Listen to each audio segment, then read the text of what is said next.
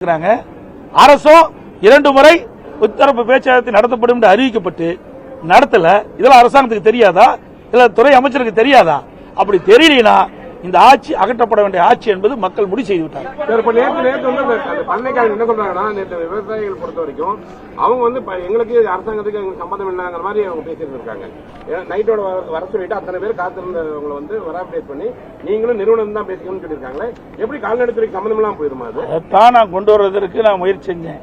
ஆனா இந்த அரசாங்கம் விவசாயிகள் பக்கம் இல்ல, அந்த முதலாளி பக்கம் இருப்பதாகத்தான் தோன்றுது.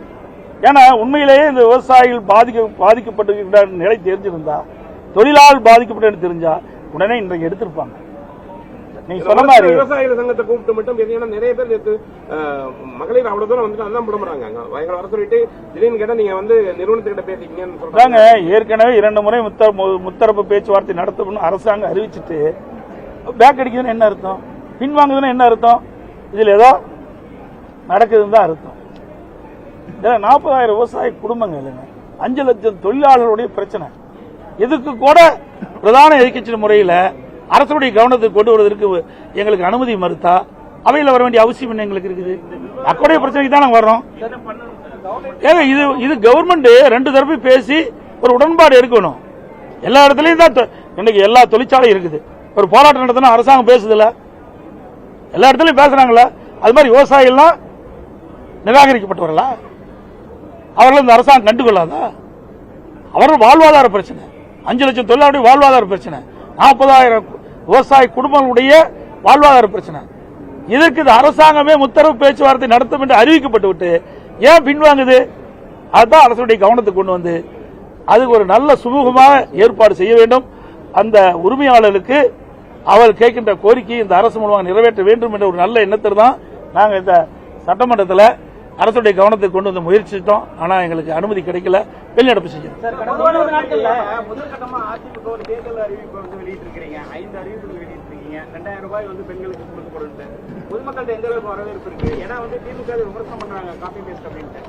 அதாவதுங்க அவையில் அப்படித்தான் பேசுவாங்க.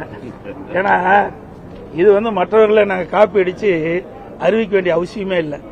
ஏற்கனவே 2021 சட்டமன்ற பொதுத் தேர்தலின் போது முதல்ல தேர்தல் அறிக்கை வெளியிட்டது அதிமுக.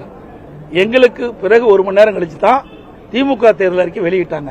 அப்பொழுதே எங்களுடைய தேர்தல் அறிக்கையில் இது இடம்பெற்றிருக்குது. இதில் நான் வேணா படிக்கிறேன். அதாவது அறிவிப்பு எண் 2 மகளிர் நலன் எங்களுடைய புத்தகம் எங்களுடைய கூட்டு காட்டிடுறோம். ஏன்னா இந்த அமைச்சரெல்லாம் வேண்டுமென்றே திட்டமிட்டு ஒரு தவறான செய்தி சொல்லிட்டு வராங்க. இது எங்களுடைய அறிவிப்பு புத்தகம் அப்பவே வெளியிட்டோம். 2021ஆம் ஆண்டு அனைத்து இந்திய அண்ணா திராவிட முன்னேற்ற கழகத்தினுடைய தேர்தல் அறிவிப்புகள் இதை நாங்கள் கொடுத்திருக்கிறோம். இதுல பாத்தீங்கன்னா 2வது அறிவிப்பு மகளிர் நலன் குலவிளக்கு திட்டம். சமூகத்தில் பொருளாதார சமநிலையை உருவாக்கிட குலவிளக்கு திட்டத்தின் மூலம் அனைத்து குடும்ப அட்டைதாரர்களுக்கும் ஒவ்வொரு மாதம் உதவித்தொகையாக 1500 வழங்கப்படும். இத்தொகை குடும்ப தலைவின் வங்கி கணக்கில் செலுத்தப்படும். 3வது அறிவிப்பு மகளிருக்கு பேருந்து பயணச் சலுகை. நகர பேருந்துகளில் பயணம் செய்யும் மகளிருக்கு பேருந்து கட்டணத்தில் 50% கட்டணம் வழங்கப்படும். அதான் நாங்கள் ஏற்கனவே அறிவிச்ச திட்டம் தான், ஒரு புதுசா ஒன்று நாங்கள் இருக்கல. அதே மாதிரி வீடு அம்மா இல்ல திட்டம் அது நாங்கள் ஏற்கனவே அறிவிச்சிருக்கிறோம். குடியிருப்புக்கு சொந்த வீடு இல்லாதவர்களுக்கு கிராமப்புறங்களில் அரசே இடம் வாங்கி காங்கிரீட் வீடு கட்டித்தரப்படும். நகர்ப்பகுதியில் அரசே இடம் வாங்கி அடுக்குமாடி வீடுகள் கட்டி அம்மா இல்லம் திட்டம் மூலம் விலையில்லா வழங்கப்படும். இது அறிவிப்பு 1. இதையெல்லாம் நாங்கள் ஏற்கனவே அனைத்து இந்திய அண்ணா திராவிட முன்னேற்ற கழகத்தினுடைய தேர்தல் அறிக்கையில நாங்கள் அறிவிச்சிருக்கிறோம். அந்த அறிவிப்பின்படிதான் இப்போ மீண்டும் 2026 சட்டமன்ற பொதுத் தேர்தலில் எங்களுடைய அறிவிப்பை வெளியிட்டு மக்களிடத்தில் மிகப்பெரிய வரவேற்பை பெற்றிருக்குது. அந்த வரவேற்பை பெற்ற காலத்துல தான் அந்த எரிச்சல் தான் ஒவ்வொரு நாளும் ஒவ்வொரு அமைச்சர் ஒவ்வொரு விதமா பதில் சொல்லிட்டு இருக்காங்க. தாலிக்கு தங்க திட்டத்தை தொடர்ந்து சொல்லிட்டு நான் ஏற்கனவே அனைத்து இந்திய அண்ணா திராவிட முன்னேற்ற கழக ஆட்சியில் கொண்டு வரப்பட்டு திராவிட முன்னேற்ற கழக ஆட்சியில் நிறுத்தப்பட்ட திட்டங்கள் அனைத்தும் நிறைவேற்றப்படும் என்று ஏற்கனவே தெரிவிச்சிட்டேன். நீங்க கூட மடிக்கணினி திட்டம், இந்த மடிக்கணினி திட்டம் இது மாண்புமிகு புரட்சித் தலைவி அம்மா அவர்கள் தமிழகத்தினுடைய முதலமைச்சராக அரியணையில் இருக்கின்ற பொழுது அரசு பள்ளியில் படிக்கின்ற மாணவர்கள், அந்த மாணவர்கள் திறமையானவர்களாக, அறிவுபூர்வமான மாணவர்களாக விஞ்ஞான கல்வி கிடைக்க வேண்டும் என்ற அடிப்படையில் சுமார் 52,36,000 மாணவ மாணவிகளுக்கு விலையில்லா மடிக்கணினி கொடுத்தோம். இந்த அரசு அப்படி நிறுத்திக்கிட்டு, அதுக்கு பிறகு 4 ஆண்டு காலம் தொடர்ந்து சட்டமன்றத்தில் நாங்கள் இது வலியுறுத்தி வந்தோம். எங்களுடைய சட்டமன்ற வலியுறுத்தி வந்தாங்க. நாங்கள் தொலைக்காட்சி மூலமாக எங்களுடைய கருத்தை தெரிவித்தோம், அறிக்கையின் மூலமாக தெரிவித்தோம். ஆனால் 4 ஆண்டு காலமாக இந்த மடிக்கணினி வழங்குகின்ற திட்டத்தை இந்த அரசு நிறுத்தி இருந்தது. இப்போ இந்த அரசு தோல்வி பயத்தின் காரணமாக, திமுக கட்சி தோல்வி பயத்தின் காரணமாக, அடுத்த ஆண்டு நடைபெற்ற சட்டமன்ற தேர்தலில் தோல்வியுற்றுமோ என்ற அச்சத்தின் காரணமாக இப்பொழுது 10 லட்சம் கல்லூரி மாணவர்களுக்கு கொடுப்பதாக அறிவிச்சிருக்கிறாங்க. அது கூட முழுசா கொடுக்க முடியாது. ஏன்னா அறிவிச்ச உடனே அதில் அதை தயாரித்து கொடுக்கிற அளவுக்கு அந்த நிறுவனம் இல்லை என்றுதான் எனக்கு கிடைத்த தகவல்.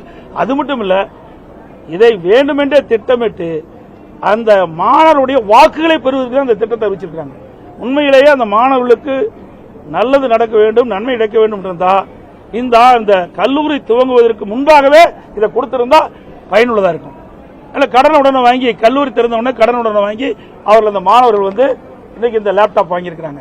அப்புறம் 3 ஆண்டு முடிஞ்சு மாணவர்கள் வெளியே பட்டப்படிப்பு முடிஞ்சு அவர்கள் அந்த பட்டப்படிப்பு முடிஞ்சு போகின்ற காலத்தில் இப்போ அந்த மடிக்கணினி கொடுக்குறாங்க. அதனால எந்த ஒரு பயனும் மாணவர்களுக்கு கிடைக்கல. ஆக வேண்டுமென்றே திட்டமிட்டு அதிமுக ஆட்சியில் கொண்டு வரப்பட்ட திட்டம் முடக்கிறாங்க. ஆனா இன்றைக்கு இந்த மாணவர் மத்தியில், இளைஞர்கள் மத்தியில் இந்த மடிக்கணினி திட்டம் நிறுத்தப்பட்டதால் மிகப்பெரிய வெறுப்பு ஏற்பட்ட காரணத்தினால அவருடைய இளைஞர்களுடைய வாக்குகளை பெறுவதற்காக மீண்டும் இந்த திட்டத்தை இந்த அரசு அறிவிச்சிருக்கு. கடந்த 20 நாட்களில் தமிழகத்தில் 70க்கும் மேற்பட்ட சிறுமிகள், பெண்கள் பாலியல் வன்கொடுமைக்கு ஆளாக்கப்பட்டிருக்காங்க. 80 கொலைகள் நடந்திருக்கு.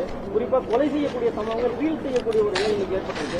அதை பத்தி அதாங்க நான் ஏற்கனவே பலமுறை சொல்லிட்டுங்க, ஊடகத்தின் வகையில், பத்திரிகை வகையில் சொல்லியிருக்கிறேன்.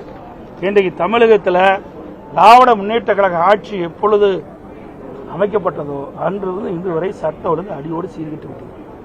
இதற்கு முழுக்க முழுக்க காரணம் போதைப் பொருள் விற்பனை தான். அந்த போதைப் பொருள் விற்பனையை தடுக்க இயலாத ஒரு அரசாங்கம், கையிலாகாத அரசாங்கம் தான் இந்த அரசாங்கம் இருக்குது. இத்தனை நிகழ்வுகள் நடைபெறுவதெல்லாம் இந்த போதை ஆசாமிகளால், அதுவும் கஞ்சா போதை ஆசாமிகளால் தான் இந்த கொடூரமான செயல் நடைபெற்றுக் கொண்டிருக்கின்றன. அண்மையில கூட சமூகத்துறை அமைச்சர் தூத்துக்குடியில் ஒரு நிகழ்ச்சியில் கலந்து கொண்டு பேசுகின்ற பொழுது, தமிழகத்தில் திராவிட முன்னேற்ற கழகம் ஆட்சிக்கு வந்த பிறகு இந்த 4.5 ஆண்டு காலத்தில் 6,999 சிறுமிகள் போக்சோ சட்டத்தால் இன்னைக்கு பாதிக்கப்பட்டு போக்சோ சட்டம் பதிவு செய்யப்பட்டது. 6,999 போக்சோ வழக்குகள் பதிவு செய்யப்பட்ட சொல்லியிருக்காங்க. அதற்கு பாதிக்கப்பட்டவர்களுக்கு 104 கோடி நிவாரணம் கொடுக்கப்படுறத பெருமையா பேசுறாங்க. எவ்வளவு ஒரு மோசமான அரசாங்கம்! இன்னைக்கு ஒவ்வொரு மாதமும் இன்றைக்கு சிறுமிகள் பாதிக்கப்படுறாங்க, பெண்கள் பாதிக்கப்படுறாங்க. அது தொடர்ந்து இந்த ஆட்சியில் நடந்து கொண்டிருக்கின்றது. அதை கட்டுப்படுத்த இந்த அரசால் முடியல. அது காரணம் போதை விற்பனை அதிகரிச்சிட்டது. சிறுமிகளுக்கு, அதாவது இந்த ஆண்டு ஜனவரி முதல் 20 நாட்கள் சிறுமிகளுக்கு எதிரான பாலியல் குற்றங்கள் போக்சோ 46 வழக்குகள் பதிவு செய்யப்பட்டது. பெண்களுக்கு எதிரான பாலியல் குற்றங்கள் 27. அவற்றில் ஒரு சில நிறைய இருக்குது, நிறைய நடிச்சிருக்கு. ஆக இந்த 20 நாள்ல மட்டும் 46 போக்சோ வழக்குகள் பதிவு செய்யப்பட்டது. 27 பெண்கள் பாலியல் சீண்டலுக்கு ஆளாக்கப்பட்ட குற்றங்கள் பதிவு செய்யப்பட்டது. ஆக இந்த ஆட்சியில் சட்ட ஒழுங்கு அடியோடு சீர்கட்டு விட்டது. அதற்கு என்ன காரணம்? நிரந்தர சட்ட ஒழுங்கு டிஜிபி நியமிக்கல.